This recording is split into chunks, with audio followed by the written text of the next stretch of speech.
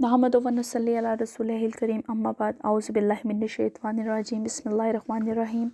आज मैं आपके साथ टॉपिक डिस्कस करने के लिए लेके आई हूँ, वो कुरान मजीद से रिलेटेड है, यानी कुरान मजीद क्या है। वैसे तो हमें पता है कुरान मजीद रसूल पाक सल्लल्लाहु अलैहि वसल्लम पर नाजिल होने वाली अल्लाह ताला की इल्हामी किताबों में से एक किताब है और सबसे जामे और बेहतरीन किताब है, जो नबी करीम सल्लल्लाहु अलैहि वसल्लम की ज़ात पाक पर जो उतारी गई और आप सल्लल्लाहु अलैहि वसल्लम के बासत के बाद, मतलब आप जो अल्लाह ताला ने ख़ुद कहा कि मैं इसका मैं ख़ुद कुरान मजीद का मुहाफ़िज़ हूँ, यानी कि मैं ख़ुद इसकी हिफाजत करूँगा। तो कुरान मजीद की तारीफ़ की तरफ सबसे पहले चलते।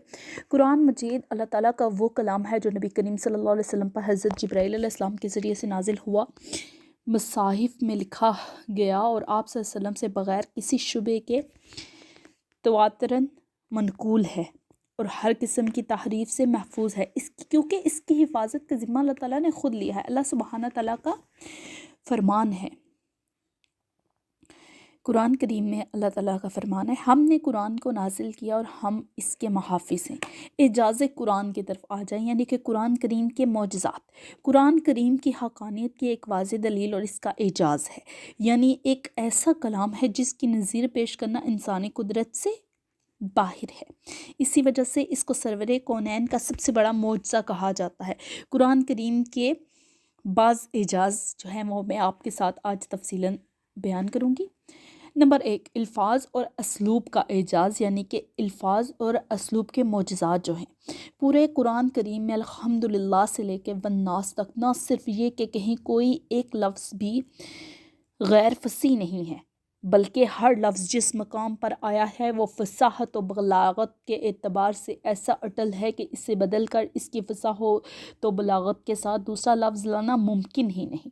यानी कि इसके अल्फाज भी जो है ना वो एजाज़ हैं, यानी कि उनमें रद्दो बदल नहीं किया जा सकता। इसके इसलूब की अहम मुज्जाना खसूसियत ये है कि शेर ना होने के बावजूद इसमें एक ऐसा लजीज़ और शीरीं आहन पाया जाता है जो शेर से कहीं ज़्यादा हलावत और लताफ़त का बायस है। यानी कि जब हम किरत करते हैं या हम तिलावत कुरान पाक को सुनते हैं तो हमें एक लुत्फ़ आता है। ये शेर व शायरी तो नहीं है ना, लेकिन फिर भी अल्लाह ने इसके अंदर एक ऐसा निज़ाम बना दिया है हमारे लिए कि जब भी हम सुनते हैं, अगर काफिर और मुशरिक सुनेंगे तो उनके दिल में अल्लाह का रौब और दबदबा बैठ जाता है, और अगर मुसलमान सुनेंगे तो उनको लुत्फ़ आता है। नंबर 2 में इसकी आपके साथ बात करूँगी आप मौजज़ात की तरफ में। कुरान करीम की पेश की ख़बरें, कुरान करीम ने जो बीसों मतलब कि बीसों का मतलब यहाँ पे है हज़ारों के हिसाब से पेश हुई ख़बरें दी, वो सब की सब बिला इस्तिस्ना सही साबित हुई, जिसका इनकार इस्लाम का कोई बड़े से बड़ा दुश्मन भी नहीं कर सकता। मसलन सूरह रोम की इब्तदाई आयत में रोमियों की फ़तह की पेशनगोई इस वक्त की गई जब ईरानी फ़ौजें मुसलसल रोमियों पर गालिब आती जा रही थी। रोमियों के पाँव हर जगह से उखड़ रहे थे। इन हालात में सूरह रोम की ये इब्तदाई आयत नाजिल हुई। मैं आयत का तर्जुमा आपके साथ बयान करूँगी, ठीक है। सूरह रोम की आयत जो नाजिल हुई, तर्जुमा अलिफ लाम मीम, रूम वाले करीब तरीन ज़मीन यानी उर्दन में मगलूब हो गए और वो इस मगलूबियत के चंद ही सालों में गालिब आ जाएंगे। अल्लाह ही के हाथ में है काम, पहले भी और बाद भी। इसी तरह जिस वक्त आन हज़रत सल्लल्लाहु अलैहि वसल्लम कुफ़ार और मक्का के जुल्मों सितम से तंग आकर हिजरत के इरादे से जिस बेसरो समानी के आलम में मक्का मुकरमा से निकले थे, इस मौके पर भी कुरान करीम की ये आयत नाजिल हुई। बिलाशुबा जिस ज़ात ने कुरान के अहकाम आप सल्लल्लाहु अलैहि वसल्लम पर फ़र्ज़ किए हैं, वो आप सल्लल्लाहु अलैहि वसल्लम को दोबारा लौटाएगा। ज़ाहिरी एतबार से इस पेशनगोई के पूरा होने की कोई तवक्को न थी, लेकिन चंद ही साल के बाद आप सल्लल्लाहु अलैहि वसल्लम इस शहर मक्का में एक फ़ातिह की हैसियत से दाखिल हुए और कुरान की ये पेशगोई पूरी हो गई। कुरान करीम के इंकशाफात, तीसरा है कुरान करीम के इंकशाफात। पेश की ख़बरों के अलावा कुरान करीम ने बहुत से ऐसे अमली और तारीख़ी हक़ाइक़ की निशानदेही फरमाई जो इस ज़माने में ना सिर्फ ये कि नामालूम थे, बल्कि इस वक्त इनका इनकार भी नहीं किया जा सकता था, इनका तसव्वुर भी नहीं किया जा सकता था। नामालूम थे और तसव्वुर भी, यानी कि हमारे जो ہمارے جو تصوراتی اور دماغی اعتبار ہے نا، اس کے حساب سے اس چیز کو سوچا بھی نہیں جا سکتا تھا۔ مثلاً قرآن کریم میں نے بیان فرمایا کہ جس وقت فرعون دریا میں غرق ہونے لگا تو اس نے جان بچانے کے لیے زبانی طور پر ایمان لانے کا اقرار کیا، جس پر اللہ تعالیٰ نے فرمایا، ترجمہ: اب ایمان لاتا ہے حالانکہ پہلے نافرمانی کرتا رہا اور فساد مچانے والوں میں سے تھا، پس آج تیرے بدن کو ہم نجات دیں گے تاکہ تو اپنے بعد والوں کے لیے عبرت بن جائے۔ جس وقت یہ آیت نازل ہوئی، اس وقت اور اس کے بعد بھی صدیوں تک کسی کو معلوم نہیں تھا کہ فرعون کی لاش اب تک موجود ہے، لیکن کچھ عرصہ پہلے یہ لاش دریافت ہوئی اور آج تک قاہرہ کے عجائب گھر میں محفوظ ہے۔ نمبر 4 کی طرف آ جاتے ہیں، قوانین و تشریحات۔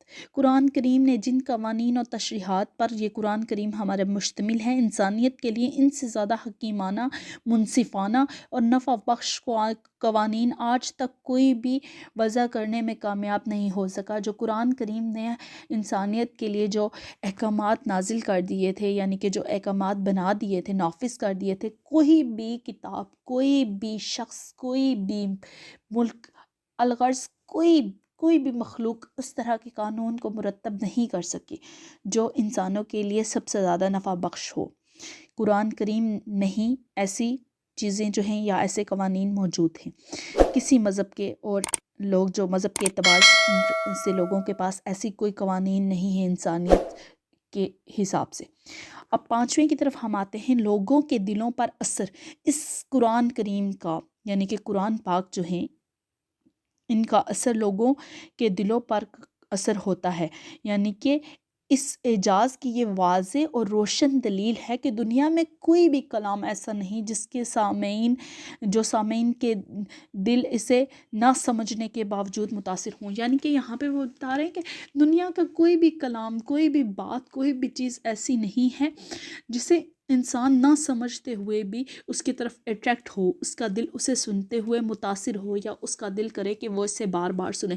قرآن کریم ایک واحد کتاب ہے، ایک واحد کلام ہے، جسے ہم 70 مرتبہ بھی جس کی ایک آیت کو سنتے ہیں یا ایک سورہ کو ہم پڑھتے ہیں تو ہمارا دل اس سے بھرتا نہیں ہے، ہم بار بار اس کو پڑھتے بھی ہیں، اس کو سنتے بھی ہیں، ہمیں ایک ایسا لطف محسوس ہوتا ہے۔ تو یہ اللہ تعالیٰ کے قرآن کریم کے حساب سے معجزات ہیں۔ اب ہم جو ہے آپ کو بتاتے ہیں قرآن کریم کا نزول۔ لوح محفوظ پر اس کا نزول 2 مرتبہ ہوا ہے، ٹھیک ہے؟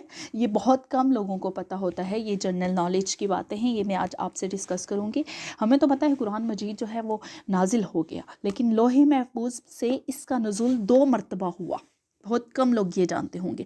ایک مرتبہ پورے کا پورا لیلۃ القدر میں آسمان دنیا سے بیت العزت یعنی کہ میں نازل کر دیا گیا۔ اس کے بعد حضرت صلی اللہ علیہ وسلم پر تھوڑا تھوڑا کر کے حسب ضرورت نازل کیا جاتا رہا، یہاں تک کہ 23 سال میں اس کی تکمیل ہوئی۔ پہلی وحی حضرت صلی اللہ علیہ وسلم پر قرآن کریم کی سب سے پہلی جو آیت اتری وہ سورۃ الق کی ابتدائی 5 آیات تھی۔ اب میں بتا دیتی ہوں آپ کو، اقرا بسم ربک الذی خلقنا الانسان من علق، وہ والی جو آیات ہیں وہ یہاں پہ ان سے مراد ہے۔ اب میں ترجمہ آپ کے ساتھ کر لیتی ہوں۔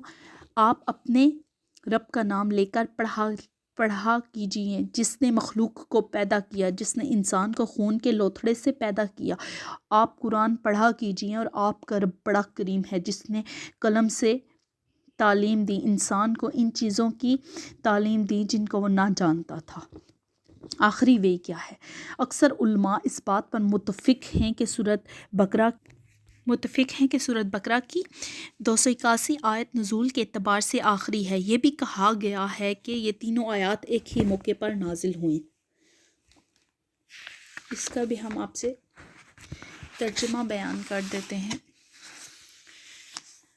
اور اس دن سے ڈرو جس میں تم اللہ تعالیٰ کی پیشی میں لائے جاؤ گے، اور پھر ہر شخص کو اس کا کیا ہوا پورا ملے گا، ان پر کسی قسم کا ظلم نہ ہوگا۔ آخری وحی کے چند دنوں کے بعد آپ صلی اللہ علیہ وسلم کی رحلت مبارک ہوگی، یعنی کہ آپ صلی اللہ علیہ وسلم کا وصال مبارک ہو گیا، وہ اس دنیا سے پردہ فرما گئے۔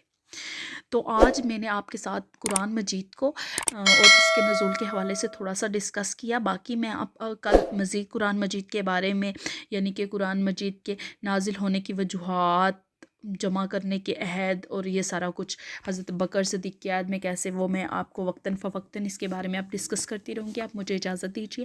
السلام علیکم ورحمۃ اللہ وبرکاتہ.